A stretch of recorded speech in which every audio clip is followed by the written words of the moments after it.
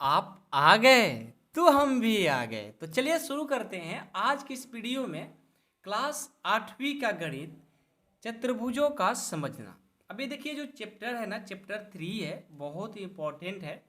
और आज की इस वीडियो में आपका प्रश्नावली जो 3.1 है उसको सॉल्व भी करेंगे। ठीक है, ये देख रहे हो ना, इसको सॉल्व भी करेंगे। लेकिन उससे पहले थोड़ा इंट्रोडक्शन है चतुर्भुजों के बारे में, तभी आप लोग को प्रश्नावली समझ में आएगा। तो चलो उसको पहले हम पढ़ लेते हैं। ठीक है, आइए, बहुत इंपॉर्टेंट है। ओके, बिना थ्योरी को पढ़े ही आप प्रश्नावली को बनाओगे मेरे दोस्त, तो बातें समझ में नहीं आती है। रटने से थोड़ी मैथ समझ में आएगा, आपको थ्योरी को समझना होगा। ठीक है, तो ये हुआ आपका चैप्टर नेम, चैप्टर 3।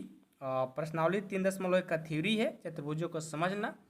उसमें पहले नंबर आपका आता है समतलीय वक्र किसको कहते हैं, जिसको इंग्लिश में प्लेन कर्व बोलते हैं। ठीक है, देखिए समतलीय कर्व उसको बोलते हैं जिसको हम इस तरह से बिना हाथ को उठाए हुए ही उस लाइन को ड्रॉ कर देते हैं। ठीक है, इस लाइन को हमने क्या किया, खींच दिया, यानी ये क्या है, एक समतलीय वक्र है।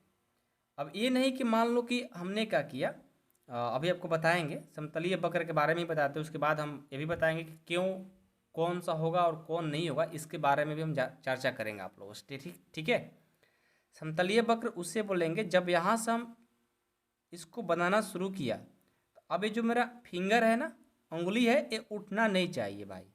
ये नहीं कि उठा कर कैसे खींच रहे हैं, नहीं, ये देखो, ये एक समतलीय वक्र है। ये देखो एक समतलीय वक्र है, ये देखो एक समतलीय वक्र है। ठीक है, समतलीय वक्र का मतलब हुआ कि आपको जब ये फिगर बना रहे हैं तो ये आपका अंगुली है ना, ये उठना नहीं चाहिए, या एक दूसरे को, एक लाइन को कट होना नहीं चाहिए। ठीक है, यदि ऐसा होता है, जैसे मान लो ये वाला हम फिगर बनाते हैं, तो ये लाइन क्या कर रहा है, कट कर रहा है, तो ये समतलीय वर्ग में नहीं आएगा। ठीक है, या मान लो हम इस एक सर्कल को बनाए और एक ऐसे फिर हमने बनाया, ये समतलीय वर्ग नहीं है, क्योंकि एक बार इसको उठाए और इसके बाद कलम उठा दिए तो समझ लो को समतलीय वर्ग नहीं है। ये आगे अभी समझाएंगे आप लोग को, और डिटेल में आपको पढ़ना है प्रश्नावली में भी। अब खुला वक्र क्या है, खुला वक्र का मतलब होता है यहाँ से हम कलम उठाए तो ये देखो खुला रह गया, खुला रह गया ना, इसी को हम लोग खुला वक्र बोलते हैं, इसको हम खुला वक्र बोलते हैं। ठीक है, अब बंद वक्र किसको कहेंगे, बंद वक्र का मतलब होता है कि आपको पूरा का पूरा बंद होना चाहिए, जब यहाँ से लेकर गए ये पूरा पूरा बंद होना चाहिए। ठीक है, मेन चीज है आप लोग का बहुभुज, जिसको पॉलीगन बोलते हैं। ठीक है, ये पॉलीगन्स किसे कहते हैं, तो देखो बहुभुज का परिभाषा होता है बहुभुज का कि केवल रेखाखंडों से बना सरल बंद वक्र को बहुभुज कहते हैं। बहुभुज कहते हैं, बहुपज नहीं, बहुभुज कहते हैं। ठीक है, इसका डिफिनेशन होता है बहुभुज का, केवल रेखाखंड, केवल रेखाखंड से बना, केवल रेखाखंड से बना सरल बंद, सरल बंद वक्र को बहुभुज कहते हैं। ये बहुत इंपॉर्टेंट है, आपकी एक्सरसाइज में बहुत सारे प्रश्न मिलेंगे। ठीक है, अब रेखाखंड का मतलब होता है कि जो भी वक्र बनाएंगे वो बंद भी होना चाहिए और एक ऐसे रेखाखंड का होना चाहिए। ठीक है, उसी को हम लोग बहुभुज बोलेंगे। ठीक है, आइए अब बहुभुज नहीं का मतलब, अच्छा इससे पहले हम आपको थोड़ा सा यहाँ पर फिगर बता देते हैं, तब ज़्यादा बातें समझ में आएगी। जैसे मान लो कि हम यहाँ पर एक फिगर बना रहे हैं, ये देखो, ये जो बना है एक बंद भी है और एक क्या है, ये रेखाखंड से बना हुआ है, तो ये बहुभुज है। ठीक है, ये देखो एक बहुभुज है, ये देखो एक बहुभुज है। ठीक है, अब यदि हम ऐसा बना देते, ये बहुभुज नहीं है क्योंकि ये रेखाखंड नहीं है। ठीक है, रेखाखंड नहीं है, रेखाखंड ऐसे ना होता है भाई, लाइन होता है उसका। ठीक है, तो यहाँ पर लिखे हैं इसीलिए आपको यहीं पर समझ में आ जाए कि बहुभुज किसको कहेंगे, बहुभुज नहीं किसको बोलेंगे, ये भी समझेंगे। जैसे बहुभुज देखो ये नहीं है, क्यों नहीं है? बहुभुज देखो ए भी रेखाखंड से बना तो है, लेकिन ये लाइन जो है एक दूसरे को कट कर दी। जब कट कर देगा तो उसको बहुभुज नहीं बोलेगा, सिर्फ रेखाखंड सीधा होना चाहिए। ये देखो रेखाखंड है क्या? नहीं है लेकिन एक कट कर दिया। ये देखो रेखाखंड तो है लेकिन यहाँ पर खुला है। हम लोग क्या होना चाहिए? केवल रेखाखंड से बना होना चाहिए और बंद वक्र होना चाहिए, खुला था, समझ गए? और ऐसा कट भी नहीं होना चाहिए, ठीक है? तो उसको हम लोग बोलेंगे बहुभुज नहीं है, ठीक है? इसमें सबसे 6 नंबर पर आता है, यहाँ पर आपको लिख देते हैं, ठीक है? ऐसे हम उसको लिखे थे कहीं पेज पर, आपको यहाँ पर बता देते हैं, ठीक है? क्योंकि किताब में बहुत अच्छा से दिया गया है तो यहीं पर बता देते हैं। बहुभुजों का वर्गीकरण, हम भुजाओं को वर्गीकरण उनकी भुजाओं या शीर्षों के अनुसार करते हैं। तो भुजाओं के शीर्षों की संख्या, वर्गीकरण और आकृति का नमूना। जब 3 रहेगा तो उसे त्रिभुज बोलेंगे, 4 रहेगा चतुर्भुज बोलेंगे, 5 रहेगा पंचभुज, 6 रहेगा षष्ठभुज, 7 रहेगा सतभुज, 8 रहेगा अष्टभुज, 9 रहेगा नवभुज, 10 रहेगा दसभुज, ऐसे ही n तक n भुज बोलते हैं, ठीक है? तो देखो त्रिभुज इस तरह से होता है, चतुर्भुज का फिगर ये हुआ, पंचभुज देखो ऐसे बनाया जाता है, इसमें 5 रेखा 5 इसमें होगा कोण, ठीक है? षष्ठभुज में देखो, सप्तभुज में, अष्टभुज में, नवभुज में, दसभुज में, इस तरह से फिगर बनता है, ठीक है? ये आगे भी अभी आपको काम देगा, समझ में आई बात? उसके बाद आता है विकर्ण। विकर्ण, विकर्ण किसको बोलेंगे? जिसको इंग्लिश में डायगोनल्स बोलते हैं। विकर्ण देखो, विकर्ण में क्या होता है? ये बी, ये सी और ये डी। तो यहाँ से ये जो लाइन है, ये देखो अंदर की तरफ, उसे हम लोग बोलते हैं विकर्ण, ठीक है? और ये जो लाइन सेगमेंट यानी रेखाखंड है, एक दूसरे क्या होता है? बराबर होना चाहिए, ठीक है? याद रहेगा ना, ये चारों क्या है? बराबर है, समझ में आया? और ये लाइन गया है, इसी को हम लोग विकर्ण बोलते हैं। आया बात समझ में? अभ्यंतर और बाहरी भाग, देखो एक फिगर बना देते हैं, ये फिगर है, तो इस फिगर के अंदर वाला जो भाग है इसे अभ्यंतर बोलते हैं, और जो बाहर वाला भाग है इसे हम लोग बाहरी भाग बोलते हैं। बस इतना ही पढ़ना था आपको, ठीक है? उत्तल बहुभुज बहुत ही इंपॉर्टेंट है। उत्तल बहुभुज का मतलब होता है कि इसका जो विकर्ण होगा वो अंदर के तरफ ही होना चाहिए, बाहर नहीं। जिसका अंदर के तरफ विकर्ण होगा उसे उत्तल बहुभुज बोलेंगे। अब अवतल भी आ गया, तो अवतल का देखो होता है, अवतल बहुभुज का होता है कि एक तो अंदर होगा, मतलब अंदर की तरफ भी विकर्ण होगा, और साथ में एक फिक्स है कि वो बाहर विकर्ण होगा। मतलब उत्तल में दोनों यानी जितना विकर्ण होगा वो अंदर की तरफ होगा। अवतल में अंदर तो होगा लेकिन जरूर उसमें एक या दो बाहर की तरफ भी विकर्ण होगा। तो देखो बाहर की तरफ था, समझ में आई बात है? अब समभुज देखो क्या बोलते हैं। समभुज का मतलब होता है, समभुज में, ठीक है, इसमें भुजाएं तथा कोण, इसमें भुजाएं तथा कोण क्या होते हैं? बराबर माप के होते हैं, बराबर माप के होते हैं, समझ में आया? इसमें क्या होता है? इसका जो भुजा होता है, कोण और माप, इन दोनों क्या होता है? सॉरी, भुजाएं और कोण बराबर माप के होते हैं। किस तरह से होता है भाई? देखो इसमें ये कोण ये चारों क्या होंगे? बराबर होंगे। ये भुजा ये भुजा ये भुजा बराबर होंगे, उससे क्या बोलेंगे? समभुज बोलेंगे, ठीक है? ये देखो इक्विलैटरल ट्रायंगल, समबाहु त्रिभुज, ये कोण ये कोण ये कोण, तीनों क्या होते हैं? बराबर, और साथ में जो भुजा है ये भी क्या होगा? बराबर, तो उसे क्या बोलेंगे? समभुज बोलेंगे, ठीक है? अब आ जाइए समभुज के बाद विषम बहुभुज, ठीक है? समबाहुभुज हो गया, विषम बहुभुज। विषम बहुभुज क्या बोलता है? इसमें देखो, इसमें एंगल तो बराबर होता है, ठीक है, लेकिन ये जो भुजा है, ये जो भुजा है आमने सामने क्या होता है? बराबर होता है, ठीक है? और समबाहुभुज में क्या होता है? सारे चीज, सारे एंगल, सारे भुजा बराबर होते हैं, ठीक है? अब देखो बहुत इंपॉर्टेंट है कि अब बहुभुजों की कोणों का योग कैसे निकालते हैं। ये आपको 3.1 में नहीं 3.2 में पढ़ना है कि बहुभुजों की कोणों का योग कैसे निकाला जाए। ठीक है, तो बहुभुजों का कोणों का योग का जो फॉर्मूला होता है वो होता है भुजा की संख्या -2 गुना 180। मतलब किसी भी बहुभुज के कोणों का योग निकालना होगा आप इस फार्मूला से निकाल सकते हो। कैसे? जैसे मान लो फर्स्ट नंबर पर लेते हैं एक त्रिभुज। इस त्रिभुज का योग कितना होता है 180। ये तो बात सबको पता है कि त्रिभुज का योग 180 होता है। कैसे निकालेंगे? देखो इसमें कितने साइड है 3, तो 3 भुजा लिख लिए, उसमें से 2 घटा देंगे और 180 से गुना कर देंगे।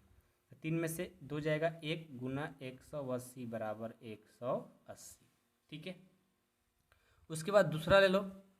ये कितना होता है? एक वर्ग का कोणों का योग कितना होता है 360, क्योंकि ये 90 ये 90 ये 90 ये 90 360 होता है। चेक कर लो कितना भुजा है 4, तो 4 - 2 गुना 180 बराबर 2 गुना 180 बराबर 360। ये हो गया आपका आंसर। ठीक है, तो बहुभुज में किसी का भी कोणों का योग निकालना होगा इस फार्मूला को याद रखेंगे तो अपने आप बन जाएगा। आगे आप लोगों को प्रश्नावली में भी सब काम देगा तो वहाँ पर भी सारी चीज़ बताएंगे। ठीक है, ये सारे इंट्रोडक्शन थ्योरी खत्म हो गया। अब हम लोग प्रश्नावली 3.1 को सॉल्व करेंगे। ठीक है, 3.1 का पहला क्वेश्चन है कि यहाँ पर कुछ आकृतियाँ दी गई है। देखो ये सब आकृति दिए गए हैं 8, प्रत्येक का वर्गीकरण निम्नलिखित आधार पर कीजिए। नंबर ए में साधारण वक्र इसमें से कौन कौन है? इसमें से देखो ये जो साधारण वर्ग है इसमें से कौन कौन है। अब आप लोग कहेंगे सर साधारण वर्ग होता क्या है? तो साधारण वर्ग जो आप लोग को हम समतलीय वर्ग पढ़ाए थे ना उसी को हम लोग साधारण वर्ग भी बोलते हैं। ठीक है, तो आइए साधारण वर्ग को समझते हैं। नंबर ए में साधारण वक्र। साधारण वक्र कौन कौन होगा? आपसे हमने बोला था कि जब हम यहाँ से इस कलम को रखें, अब इस अंगुली को उठाना नहीं है मेरे दोस्त, उसी को हम लोग साधारण या समतलीय बोलते हैं। ठीक है, तो पहला हो जाएगा। ठीक है, पहला हो जाएगा। उसके बाद दूसरा में भी देखो कलम उठा नहीं पाएंगे तो दूसरा हो जाएगा। तीसरा होगा क्या? नहीं होगा। देखो एक बार उठ कर दिए अब फिर कलम तो उठाना पड़ेगा तो नहीं हो पाएगा। चौथा में देखो नहीं हो पाएगा क्योंकि देखो दूसरे को कट कर दिया, कट भी नहीं होना चाहिए। ये देखो पांचवा यहाँ से ऐसे ले गए फिर यहाँ से ऐसे ले गए, पांचवा होगा। ठीक है, छठवा भी हो जाएगा और सातवां भी होगा। आठवां होगा क्या? नहीं होगा क्योंकि यहाँ से कलम उठाए फिर यहाँ से ऐसे करना होगा फिर ऐसे करना होगा, तो आठवां भी नहीं हो पाएगा। तो साधारण वक्र में ये सब आएंगे। ठीक है, अगला है साधारण बंद वक्र। साधारण हो और साथ में बंद भी हो। नंबर बी साधारण बंद वक्र। साधारण बंद वक्र में कौन कौन आएगा? पहला तो आएगा, देखो बंद है तो पहला होगा, दूसरा भी आएगा, तीसरा नहीं आएगा क्योंकि ये बंद वक्र नहीं है, साधारण वक्र नहीं है तो साधारण बंद वक्र कहाँ से होगा। चौथा भी नहीं होगा, पांचवा होगा। ठीक है, छठवां भी होगा और ये सातवां भी होगा। यानी जो साधारण वक्र था वो साधारण बंद वक्र में भी आने वाला है। ठीक है, कोई दिक्कत नहीं है। सी नंबर में क्या है? बहुभुज। बहुभुज किसको बोलते हैं? आपको अभी हमने पढ़ाया। बहुभुज जो होगा देखो पहला होगा, हमने कलम को उठाया और ऐसे तो किया और साथ में ये जो लाइन बना है ये क्या है? रेखाखंड से ही बना है। तो बहुभुज में पहला आ जाएगा। ये दूसरा आएगा क्या? दूसरा भी आ जाएगा क्योंकि ये भी रेखाखंड है। ठीक है, रेखाखंड से बना है क्या? नहीं बना है। ये तो बना है लेकिन ये कट कर दिया। ये भी रेखाखंड से नहीं, ये भी नहीं, ये भी नहीं, ये भी नहीं, सिर्फ पहला और दूसरा हुआ। ठीक है, डी नंबर उत्तल बहुभुज। उत्तल बहुभुज में कौन होगा? उत्तल बहुभुज का मतलब आपको बताए थे कि जिसका डायगोनल्स यानी विकर्ण क्या हो, एक दूसरे को अंदर के तरफ हो। देखो पहला में तो नहीं होगा, पहला में देखो ये अंदर की तरफ है लेकिन ये बाहर की तरफ हो गया, नहीं हो पाएगा। ये देखो अंदर की तरफ और ये भी अंदर की तरफ, दूसरा होगा, बाकी इसमें से कोई नहीं होगा। ठीक है। डी के बाद ई है अवतल, अवतल बहुभुज। अवतल बहुभुज क्या होता है? एक मतलब अंदर अंदर की तरफ तो होना चाहिए लेकिन कम से कम एक बाहर भी विकर्ण होना चाहिए, तो पहला हो जाएगा। बस आपका आंसर हो गया। ठीक है। आप यदि चाहते हैं कि इसका आंसर मैच करा दें तो आइए आपका आंसर पीछे देख लेते हैं कंफर्म करने के लिए। ऐसे तो पक्का है कि आंसर आ रहा होगा। ठीक है। 3 देखो सब आंसर आ रहा है। ठीक है। तो चलो अब हम लोग क्वेश्चन नंबर 2 को देखेंगे। ठीक है। आइए, दूसरा है कि निम्नलिखित प्रत्येक में कितने विकर्ण हैं। ए नंबर है कि एक उत्तल चतुर्भुज, एक समषष्ठभुज और एक त्रिभुज है। इनमें क्या करना है? फिगर बनाना है। फिगर बनाने के बाद इसमें विकर्ण कितने होंगे ये बताना है। ठीक है। तो पहला नंबर पर है, नंबर ए पर एक उत्तल चतुर्भुज, उत्तल चतुर्भुज बनाते हैं। ये हो गया चतुर्भुज जिसका नाम देते हैं ए बी सी डी। इसमें विकर्ण कितने होंगे? एक ए होगा विकर्ण और एक ए होगा, बस यही तो विकर्ण होगा। विकर्ण का मतलब होता है एंगल से एंगल मिलना चाहिए। ठीक है। ये नहीं कहीं भी नहीं बना सकते हो विकर्ण, एंगल टू एंगल। तो 2 बनेगा इसमें, तो इसमें लिखेंगे कि 2 विकर्ण होंगे। यहीं तो आपसे पूछा जा रहा है कि इसमें विकर्ण बताइए कितना होगा, तो इसमें 2 होगा। अब बी नंबर है कि एक समषष्ठभुज। तो पहले हम समषष्ठभुज बनाएंगे।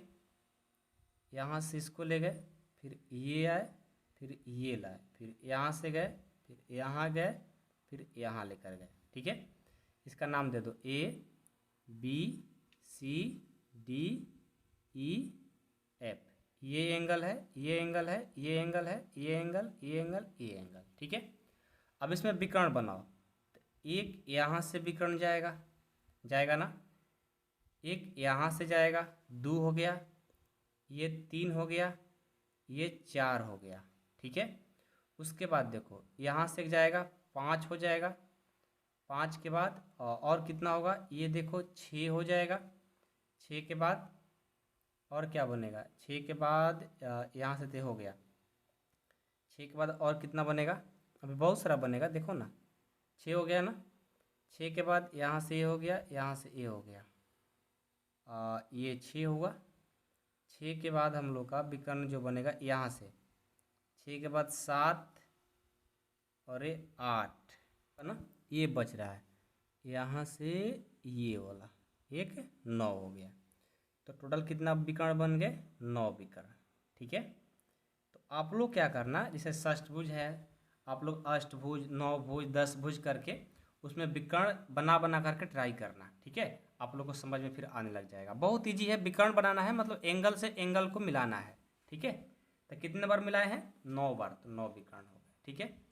सी है एक त्रिभुज, सी है एक त्रिभुज। एक त्रिभुज देखो तो त्रिभुज होता है ए बी सी, ये एंगल होता है। आपको पता होना चाहिए कि विकर्ण हमारा एंगल टू एंगल होना चाहिए। तो इसको यहाँ से खींचेंगे तो यहाँ एंगल है, नहीं है। यहाँ से खींचेंगे, यहाँ भी एंगल नहीं। यहाँ से खींचेंगे, यहाँ भी एंगल नहीं। यानी त्रिभुज में कोई विकर्ण नहीं होता है, तो लिखेंगे 0 विकर्ण। और इसी के साथ हम लोग का जो एक्सरसाइज था वो कंप्लीट होता है 3.1। अब हम लोग 3.2 में मिलेंगे। ठीक है। तो जितना हो सके वीडियो को शेयर करिएगा। हम पूरा आप लोग को फ्री में यूट्यूब पर मैथ पढ़ाने जा रहे हैं, तो जितना हो सकेगा वीडियो को आप लोग शेयर कर दीजिएगा फ्रेंड सर्कल में। बस आप मेहनत करिए, हम आप लोग के लिए बहुत मेहनत करेंगे। कोई भी दिक्कत होगा हम आप लोग को जरूर हेल्प करते रहेंगे। ठीक है। चलिए मिलते हैं next video. Thank you so much.